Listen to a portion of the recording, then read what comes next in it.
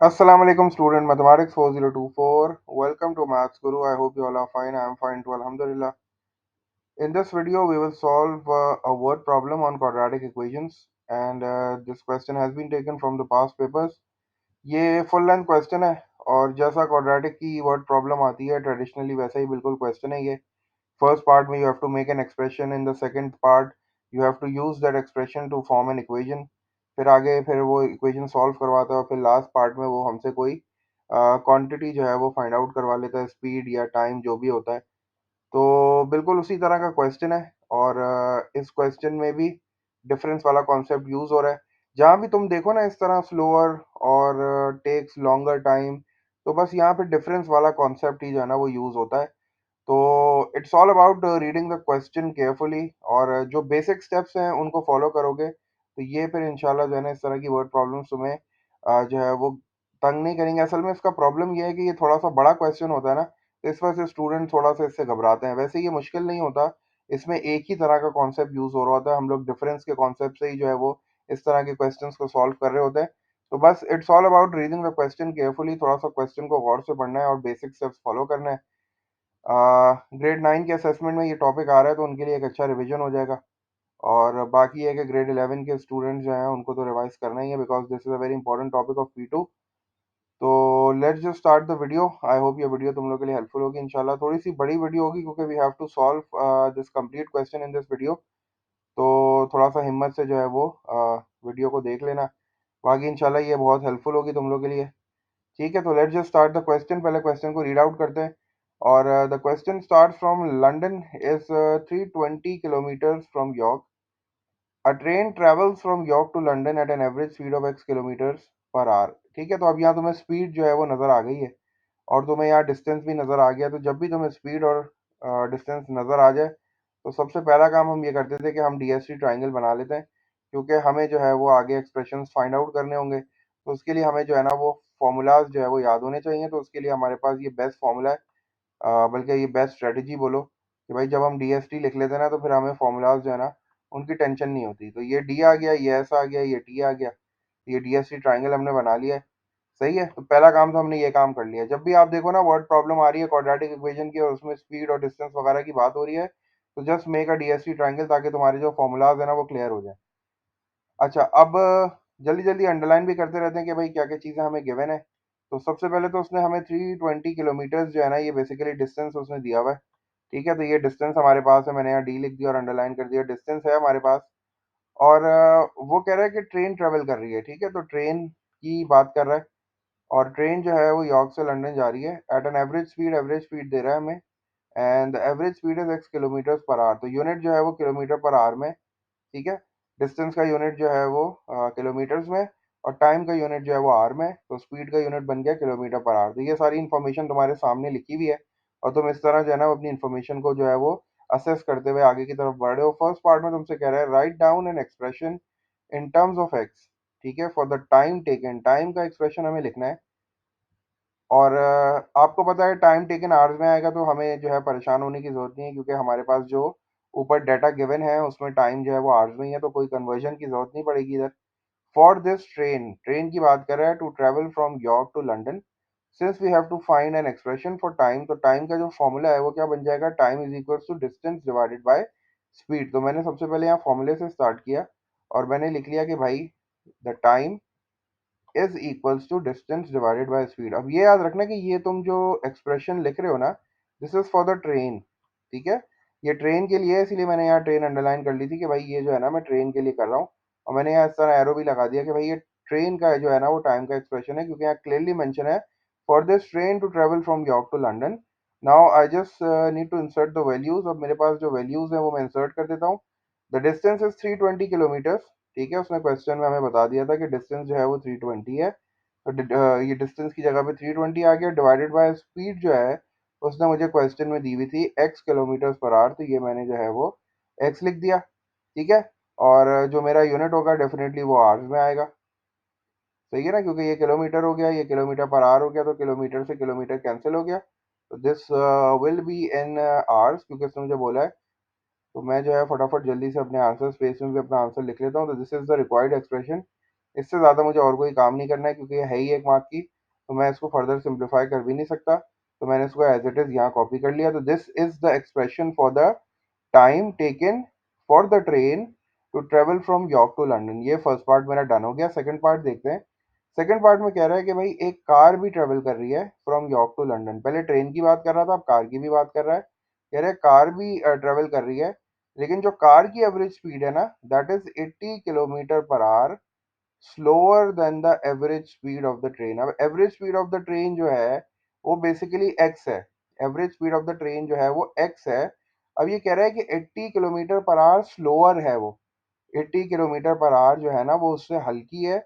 अगर वो कहता ग्रेटर तो मैं ऐड करता, अब ये कह रहा है स्लोअर तो मैं सब्ट्रैक्ट करूंगा किस में से, ट्रेन की एवरेज स्पीड में से। तो ट्रेन की जो एवरेज स्पीड है वो एक्स है, और चूंकि ये 80 किलोमीटर पर आवर स्लोअर है तो मैंने इसमें से 80 को सब्ट्रैक्ट कर दिया। तो ये जो आई है ना, this is basically the speed of the car.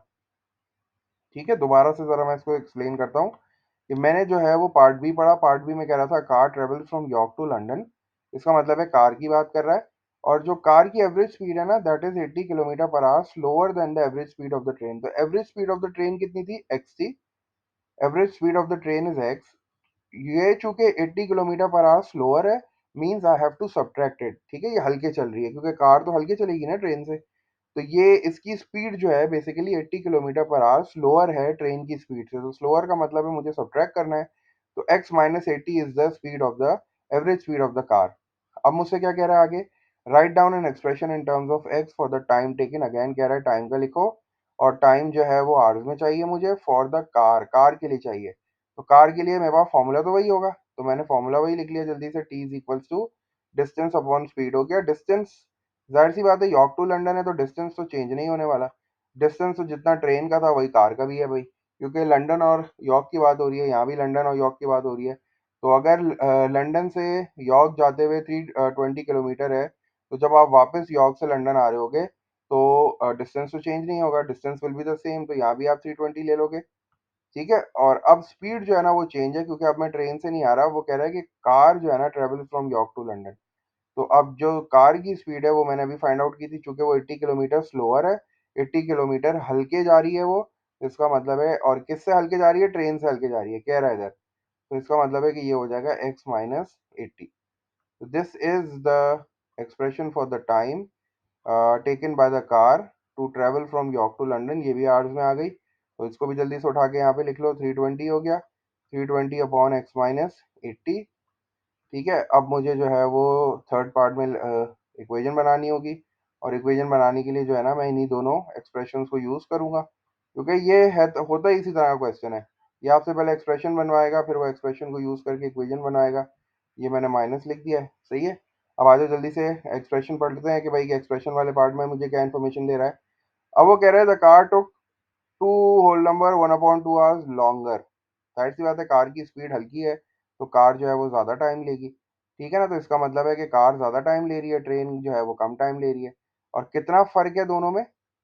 दोनों एक वक्त में नहीं पहुंच रहे हैं, दोनों में फ़र्क है। तो डिफरेंस जो है ना वो 2.5 आवर्स का है। ठीक है, टू होल नंबर 1/2 आवर्स का मतलब ये हो गया कि 2.5 आवर्स का डिफरेंस है कार में और ट्रेन के टाइम में। अब मुझसे कह रहा है कि form an equation in x and shows that it simplifies to x square minus 80x minus 10240 equals to zero. मतलब ये है कि यहाँ भी जो है वो कार और ट्रेन जो है वो एक वक्त में नहीं पहुंच रही। कार और ट्रेन के टाइम में डिफरेंस है, और वो डिफरेंस है 2.5 आवर्स का, क्योंकि ये कह रहा है the car took 2.5 hours longer than the train. Train पहले पहुंच गई थी। मतलब यॉर्क, जब वो लंदन से यॉर्क जा रहा है तो ट्रेन ने जो है वो कम टाइम लिया।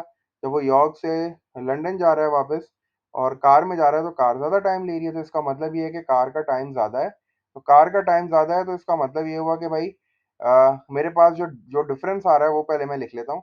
डिफरेंस जो है वो मेरे पास मैं फ्रैक्शन में लिख लेता हूँ ताकि सिंप्लीफाई करने में आसानी हो। अगर तुम डेसिमल में लिखना चाहो तो डेसिमल में भी लिख सकते हो। तो ये क्या हो जाएगा? 2 टाइम्स 2 इज 4, 4 प्लस 1 इज 5। तो ये हो जाएगा 5/2। ठीक है, मैंने इस मिक्स नंबर को फ्रैक्शन में कन्वर्ट कर दिया। और ये बेसिकली दोनों के टाइम का डिफरेंस है, ऐसे ही है ना। ये दोनों के टाइम का डिफरेंस है, तो अब मुझे दोनों के टाइम के जो एक्सप्रेशन मैंने निकाले ना उनको सब्ट्रैक्ट करना है। लेकिन मुझे ये देखना है कि भाई ज़्यादा टाइम कौन ले रहा है, तो कार ज़्यादा टाइम ले रही है। तो कार का एक्सप्रेशन क्या है मेरे पास? कार का एक्सप्रेशन था 320 upon x minus 80। This is the expression for the car. ये टाइम का एक्सप्रेशन था कार के लिए। और चूंकि उसने मुझे बोला है कि कार जो है वो ज़्यादा टाइम ले रही है, तो इसलिए मैंने इसको पहले लिखा क्योंकि ये बड़ा होगा। और उसमें से मैं सब्ट्रैक्ट करूंगा किसका? ट्रेन का, जो कि कितना है 320 अपॉन एक्स। ठीक है, तो अब मुझे बस इसको सिंप्लीफाई करना है। सिंप्लीफाई करके मुझे ये इक्वेशन बनानी है। तो जल्दी से मैं जो है वो एलसीएम ले लेता हूँ। एलसीएम मैं लूंगा। तो सिंस यहाँ दो वेरिएबल्स हैं, एक्स है, तो मैंने जो है वो दोनों को साथ लिख देना है। मैंने इस तरह दोनों को साथ लिख दिया, एक्स माइनस 80 ब्रैकेट क्लोज, और जो है दूसरा वाला एक्स जो है वो भी इसके साथ लिख देता हूँ। ठीक है भाई, चलो भाई, अब क्या करना है? अब ये जब मैंने दोनों डिनोमिनेटर्स को साथ लिख लिया है, तो अब मैं क्रॉस मल्टीप्लाई कर लूंगा। ठीक है, इसको कहते नहीं है क्रॉस मल्टीप्लाई, लेकिन वो स्ट्रेटेजी को हमने इस तरह जो है वो समझा हुआ है कि after writing both the denominators together, अब मैं क्या करूंगा, ये वाला एक्स इससे मल्टीप्लाई करा दूंगा, तो ये बन जाएगा 320x। ठीक है, जब x 320 से मल्टीप्लाई होगा तो दिस विल बी 320x। और ये नेगेटिव का साइन जो है ये बीच में आ जाएगा, यहाँ है 320। और अब चूंकि इसकी बारी हो गई, आपने इसको यहाँ भी के मल्टीप्लाई करा दिया, अब you have to multiply this 320 by this. तो यहाँ मैं ब्रैकेट में लिख लेता हूँ x माइनस 80,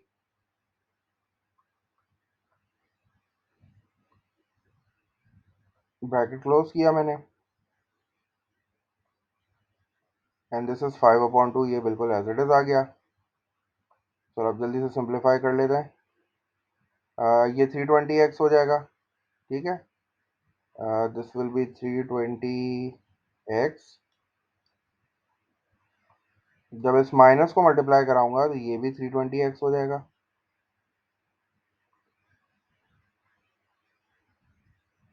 और this minus and this minus will be positive. और जल्दी से कैलकुलेटर उठा लो। Multiply 320 with 80। 320 को जब मैं 80 से मल्टीप्लाई कर रहा हूँ तो मेरे पास जो आंसर आ रहा है वो आ रहा है 25600। ठीक है भाई, 25600।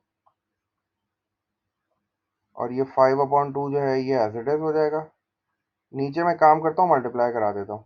ठीक है, दो ब्रैकेट्स है ना, तो x जो है वो ब्रैकेट के बाहर है, तो ब्रैकेट के अंदर जितनी चीज़ें हैं सबको x से मल्टीप्लाई करा देता हूँ, तो ये हो जाएगा एक्स स्क्वायर माइनस 80x। और यहाँ आ गया 5/2।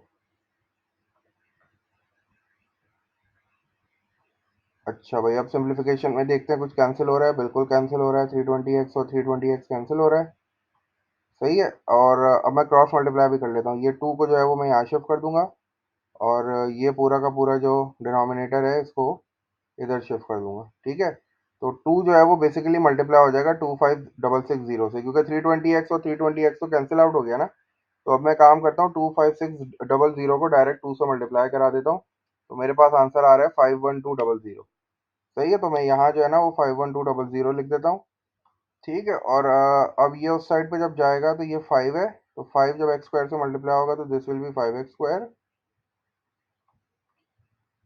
और ये हो जाएगा माइनस, जब 5 को मैं 80 से मल्टीप्लाई कराऊंगा तो ये हो जाएगा 400x। अब बस मुझे जो है वो ये देखना है कि मुझे इक्वेशन क्या बनानी है।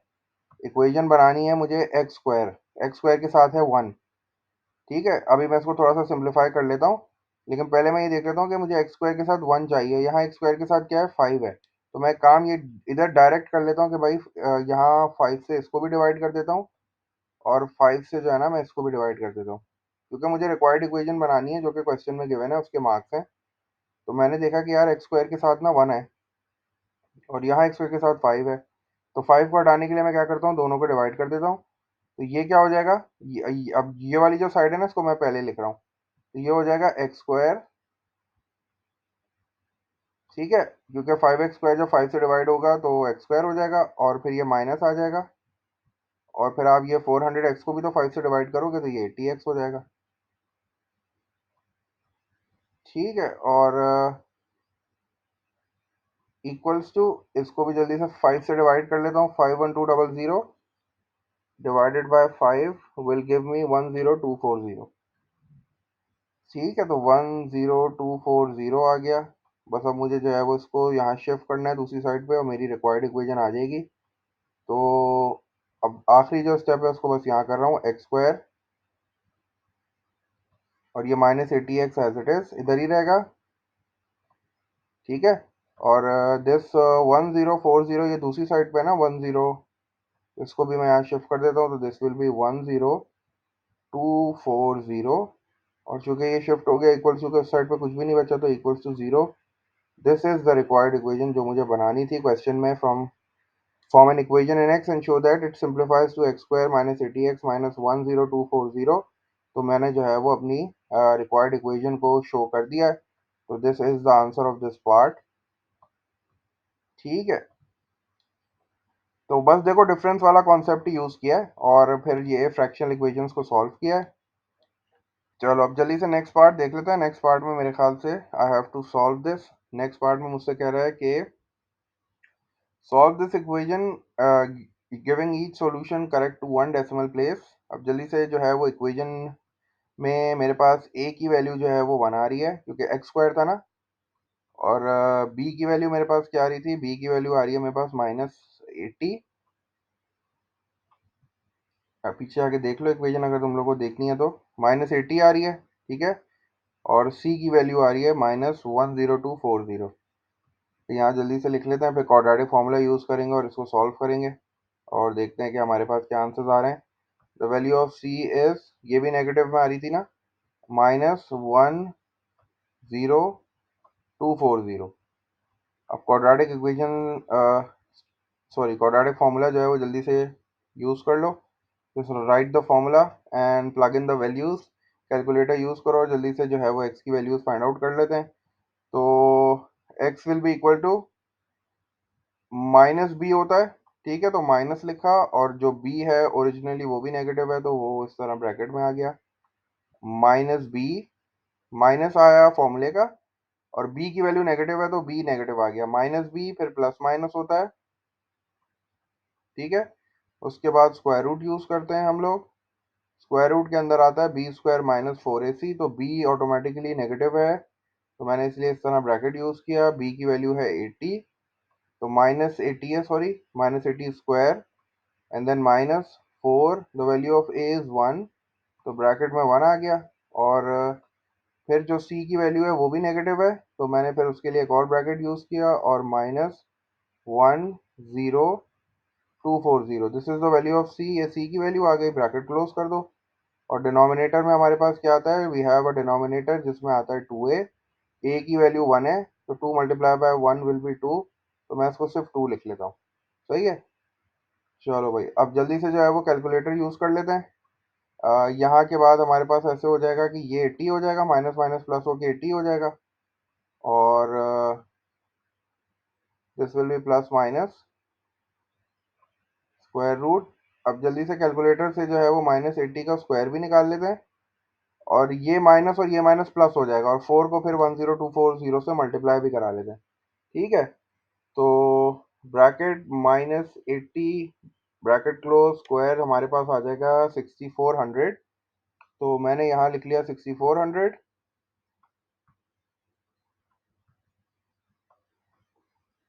और उसके बाद ये नेगेटिव और ये नेगेटिव पॉजिटिव हो जाएंगे, और फिर मुझे 4 को मल्टीप्लाई कराना है 10240 से, तो 4 मल्टीप्लाई बाय 10240, तो दिस विल गिव मी 40960।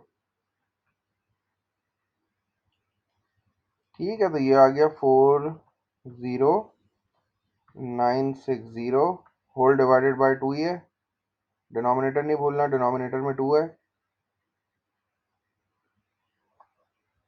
चलो अब मैं क्या करता हूँ, 40960 में ऐड कर देता हूँ 6400, और मेरे पास आंसर आ रहा है 47360। ठीक है। 47360 का स्क्वायर रूट ले लेता हूँ, तो this is coming out as 217.62। ठीक है। तो अब मुझे डायरेक्ट करना है, मैं डायरेक्ट यहाँ लिख रहा हूँ, तो थोड़ी सी जगह बना लेते हैं इधर। ठीक है। तो अब आई हैव टू पॉसिबिलिटीज, अब मेरे पास दो पॉसिबिलिटीज हैं। पहली वाली क्या हो जाएगी, x इज इक्वल्स टू 80, और मैं स्क्वायर रूट तो निकाल चुका हूँ, तो दिस विल बी 80 प्लस ले लेता हूँ, और प्लस के साथ मेरे पास स्क्वायर रूट का आंसर क्या आ रहा था, 217.62। ठीक है, तो 217.62 और फिर होल्ड डिवाइडेड बाय 2 हो गया। इससे जो है वो मेरे पास x की फर्स्ट वैल्यू आ जाएगी। जल्दी से मैं यहाँ फर्स्ट वैल्यू फाइंड आउट भी कर लेता हूँ। तो first value of x is coming out as 217.62 में 80 ऐड करता हूँ, और फिर जो भी आंसर आ रहा है उसको मैं क्या करता हूँ, डिवाइड बाय 2 कर लिया। तो मेरे पास जो रिक्वायर्ड आंसर आ रहा है 148.8 आ रहा है। ठीक है, तो 148.8, क्योंकि इसने मुझे बोला था correct to one decimal place, तो 148.8 इज द फर्स्ट वैल्यू। और दूसरी वैल्यू के लिए क्या करूंगा, दूसरी वैल्यू के लिए मुझे सिर्फ सब्ट्रैक्ट करना है, तो वो भी लिख लेता हूँ जल्दी से। x will be equals to 80, और 80 में से मुझे सब्ट्रैक्ट करना पड़ेगा कितना, 217.62। 80 माइनस 217.62, जो भी आंसर आएगा, ये आ रहा है -137.62, डिवाइडेड बाय 2 करूंगा तो मेरे पास जो आंसर आ रहा है वो आ रहा है -68.81। तो जो दूसरी वैल्यू x की आ रही है -68.8 आ रही है, क्योंकि उसने मुझे बोला है correct to one decimal place. अब चूंकि x जो थी वो मेरे पास क्या थी, जरा मैं पीछे जाके देखता हूँ x क्या था मेरे पास। x was the speed in kilometres per our, तो स्पीड नेगेटिव नहीं हो सकती, इसीलिए मैंने जो है वो ये वाली वैल्यू डिस्कार्ड कर देनी है अगले स्टेप के लिए। अगले स्टेप के लिए, क्योंकि मुझे x की वैल्यू अगले स्टेप में यूज करनी होती है, लेकिन यहाँ मैं दोनों अपने आंसर्स लिखूंगा। मेरे जो दोनों आंसर्स आ रहे हैं, दिस विल बी 148.8। इधर जो है मुझे दोनों आंसर्स अपने लिखने होते हैं, फिर नेक्स्ट स्टेप में जो है ना मुझे एक वैल्यू लेके जानी होती है, एक को डिस्कार्ड करना होता है। तो एक आंसर मेरे पास आ रहा है 148.8 और दूसरा आ रहा है 68.8। तो देखो 4 मार्क्स का था ये। ठीक है, तो मार्किंग स्कीम में भी देखो यही आंसर आ रहा है 148.8, and the other answer is -68.8। आखिरी पार्ट देख लेते हैं। आखिरी पार्ट में कह रहा है hence find the time taken by the train to travel from York to London. तो अब पहले मैं जाता हूँ, देखता हूँ भाई ट्रेन का जो एक्सप्रेशन था वो क्या था मेरे पास, 320/x। ट्रेन की बात कर रहा है ना, जरा एक बार और गौर से देख लेते हैं। Find the time taken by the train, देखो उसने बोल्ड भी किया हुआ है कि I am just talking about the train. तो what is the expression for the train, the expression for the train is 320/x। तो मैंने पहले यहाँ लिख लिया 320/x। Now I have to decide which value of x should I use. Since one is positive and one is negative and speed cannot be negative, तो ये वाली discard हो गई।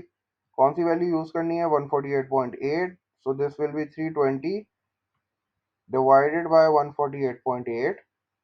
Now again I will take the help of calculator, और मुझे जो अपना answer देना है वो किस में देना है, to the nearest. I have to give my answers in hours and minutes correct to the nearest minute। तो इसका मतलब है मुझे अपने टाइम को कन्वर्ट भी करना पड़ेगा। तो 320 divided by 148.8 will give you 2.15। ठीक है, ये मैं लिखना, इधर लिख लो जल्दी से। 2.150 आ रहा है, तो अगर तुम इसको राउंड ऑफ करना चाहो तो this will B 2.15 and that will be 1, क्योंकि जीरो के बाद जो है ना वो आगे 5 आ रहा है। सही है।